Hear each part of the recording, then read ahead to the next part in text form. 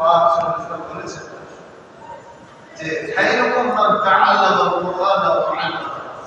তোমাদের মধ্যে উত্তম ওই সকল মানুষগুলো যারা কোরআন শিখে এবং শিখায়, যারা শিখে এবং শিখায় তারা হলো শ্রেষ্ঠ মানুষ।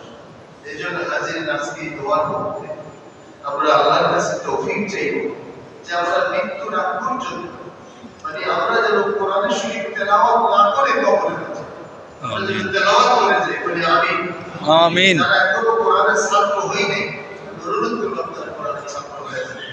মসজিদের আমল হইতেছে, কোরআন পড়াইতেছে, অথবা কোনো ওলামায়ে কেরামকে কোনো আলিমকে সাথে গিয়ে ওনার কাছে ছাত্র করে দেন। ছাত্র হলে কি সময় আপনি পড়ে না গেলে কবরে যে কষ্ট হবে, আসল ময়দানে যে তিরস্কার হবে, আল্লাহ পাক যে লজ্জা দিবেন, এটার যে এখানে এখন আপনার লজ্জিত হবে কোনো অসুবিধা নেই। বয়স হইলেও কোরআন শরীফ পড়বেন। হযরত সালমান ফারসি রাদিয়াল্লাহু আনহু 120 বছরে এসে মসজিদে নববীতে আল্লাহর নবীর কাছে বলে দিতেন, তিনি হাফেজে কোরআন হয়ে গেছেন। সুবহানাল্লাহ। যেটা আল্লাহ পাক বলেন লাআল্লাকুম তাত্তাকুন, আমি রোজাকে বিধিবদ্ধ করেছি যাতে তোমরা তাকওয়াবান হও। তাকওয়ার প্রথম গুণ হলো আল্লাহকে না দেখে ভয় করা, সব সময় আল্লাহর এই ভয়টা ভিতরে কার্যকরী রাখা। 2 নম্বরে রিজা বিল কালিল, আল্লাহ পাক আমাকে যা কিছু দিয়েছেন রিজিক স্বরূপ এটার উপর নিজেকে সন্তুষ্ট রাখা, এটা তাকওয়ার দ্বিতীয় গুণ। প্রথম বৈশিষ্ট্য আল্লাহকে না দেখে ভয় করা। 2 নম্বরে রিজা বিল কালিল, অল্পে তুষ্ট হওয়া। 3 নম্বরে আমালু বিতানজিল, কালামুল্লাহ শরীফের বিধিবিধান অনুযায়ী আমল করা।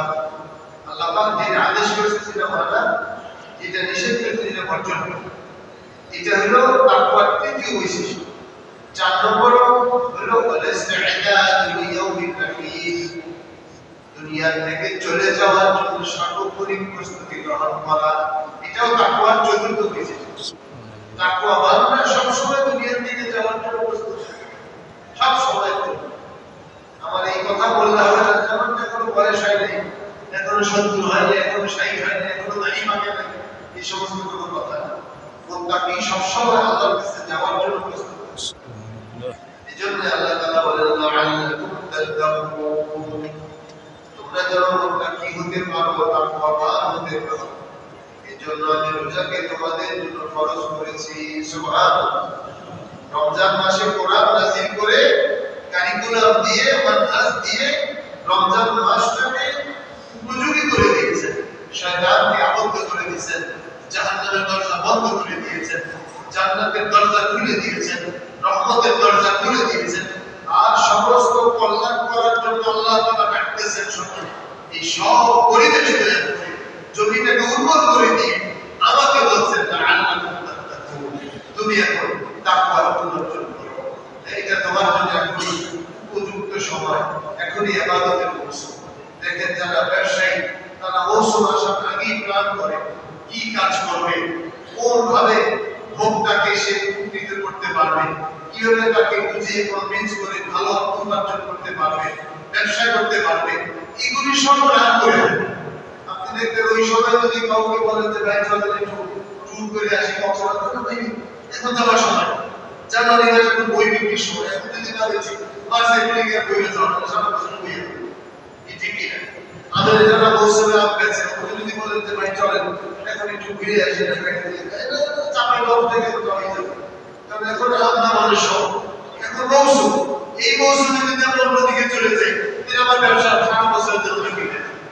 এই জন্য আল্লাহ তাআলা বলেন আমি তোমাকে ইবাদতের মৌসুম দিয়েছি রমজান মাস, তাকওয়া অর্জনের জন্য। এই মৌসুমে যদি সবাই দিকে ব্যয় করতে না পারো তাহলে তোমার জীবন সাধনা ব্যর্থ। আমরা যখন খাওয়া পড়ার জন্য লেগে যাই, কত খাইতে পারবো, ইফতার সামগ্রী চলছে, আগে খাওয়া আর আগে রোজের খোরাক দেয়া, রুহ তো অসুস্থ আরো বেশি হয়ে যাচ্ছে। তোমার নফস যতটুকু না ক্ষুধার পেয়েছে, রুহ ক্ষুধার তো বেশি। রুহকে আল্লাহর জিকির দাও, আল্লাহর তেলাওয়াত দাও, কোরআন হাদিসের কথা শোনা, রুহ সুস্থ হয়ে যায়। রুহ সুস্থ হয়ে গেলে তোমার সব সুস্থ। সাহাবায়ে কেরাম আপনার কি খাইছে, কি ছিল ওনাদের খাওয়া?